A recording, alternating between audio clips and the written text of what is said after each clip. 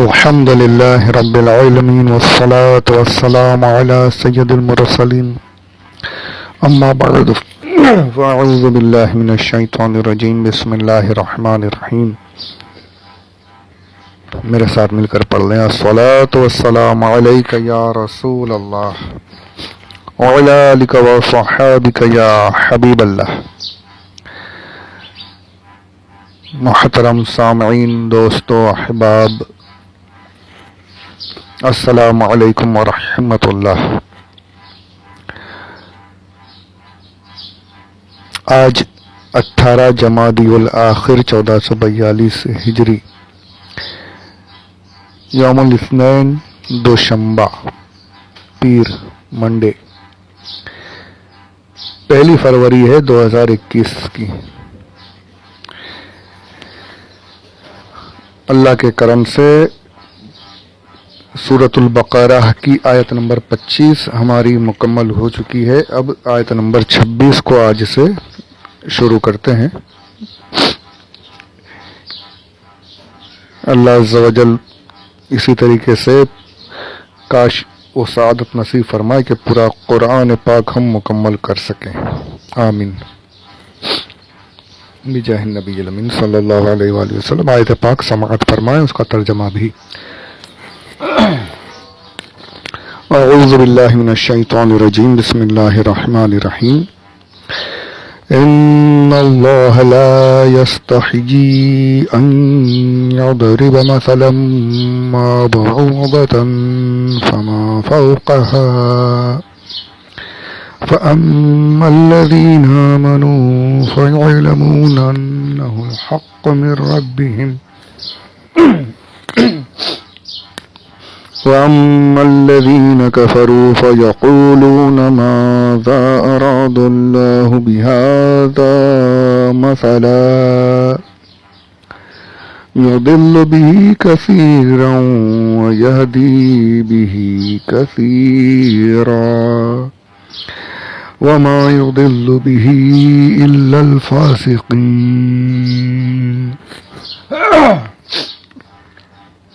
امام اہل سنت اعلی حضرت عظیم البرکت عظیم المرتبت مولانا شاہ احمد رضا خان علیہ رحمت و رضوان، اس کا ترجمہ کنز الایمان شریف میں اس طرح سے فرماتے ہیں: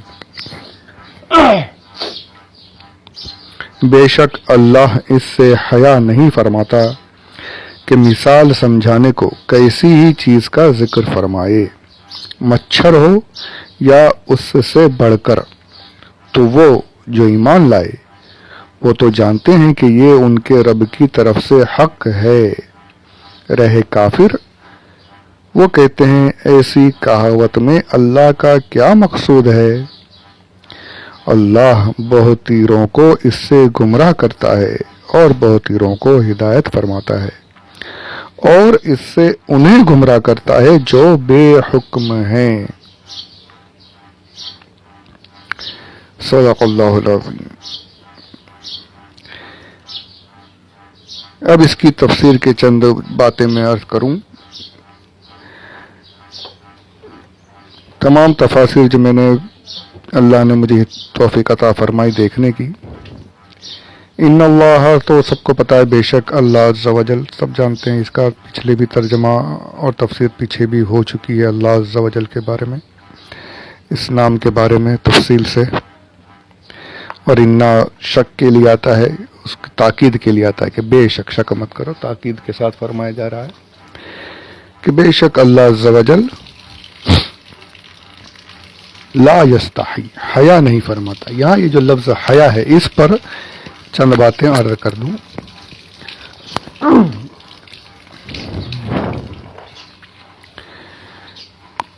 پیچھے بھی میں نے کسی حصے میں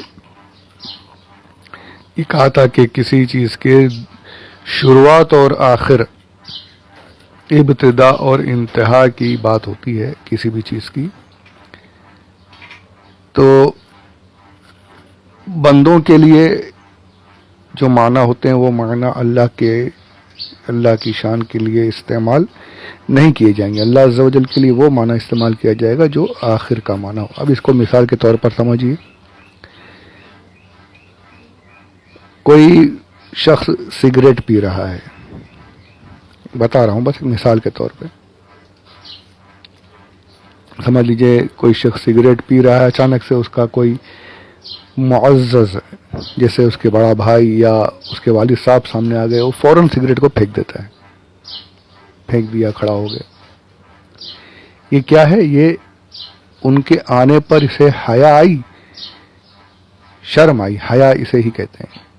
پوری تفصیل میں انشاءاللہ وہ کتابی جو باتیں وہ بھی پڑھوں گا، ایک مثال دے رہا ہوں کہ ان کی شرم سے، ان کی حیا سے اس نے سگریٹ پینا چھوڑ دیا، پھینک دیا، سگریٹ کو ترک کر دیا۔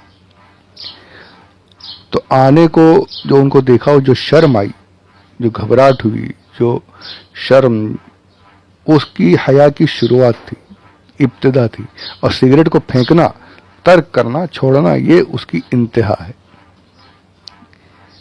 میں دو صورتیں، شروع ان کو دیکھ کے گھبرا جانا، شرم آ جانا، یہ حیا کی شروعات، اور سگریٹ کا پھینک دینا، اسے چھوڑ دینا، یہ حیا کی انتہا ہے۔ دو چیزیں ہوتی ہیں، دو حالتیں ہوتی ہیں کسی بھی چیز کی۔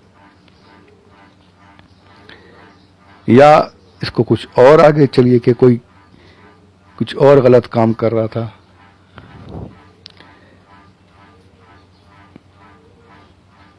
کسی غلط راستے پر جا رہا تھا، غلط گھر میں داخل ہونے جا رہا تھا، غلط جگہ پر داخل ہونے جا رہا تھا، بازار حسن میں داخل ہونے جا رہا تھا، اچانک کوئی سامنے سے آ گیا، والد آ گئے، امی آ گئی، کوئی اور آ گئے، نظر آئے، فوراً اس نے وہ قدم پیچھے ہٹا لیا، وہاں سے ہٹ گیا۔ تو ان کو دیکھ کر جو شرم، جو جھجک، جو ڈر اسے ہوا، وہ حیا کی شروعات، اور پھر پیچھے ہٹ جانا، اس کام سے رک جانا، ان کی عزت کر کے وہاں سے ہٹ جانا، یہ اس کی انتہا، چھوڑ دینا، چھوڑنا۔ ایک ہوتا ہے حیا کا جو جسم پر جو اثر ہو، بدن پر جو ظاہر ہو، جو شرم ہو، اور پھر آخر اس کام سے رک جانا، ترک کر دینا، یہ اس کی انتہا۔ تو دو چیزیں، شروعات، ابتدا اور انتہا۔ اب کتابوں میں نے کافی جو پڑھا، اللہ نے توفیق عطا فرمائی، تو ذرا مجھے ایک لفظ آیا تھا، انقباض نفس۔ میں ڈکشنریز بھی میں نے دیکھی، پر ایسا کوئی ڈھونڈنے میں ناکام رہا کہ ایسا کون سا لفظ استعمال کیا جائے کہ جو میں سمجھا سکوں صحیح طریقے سے، آسان ہو۔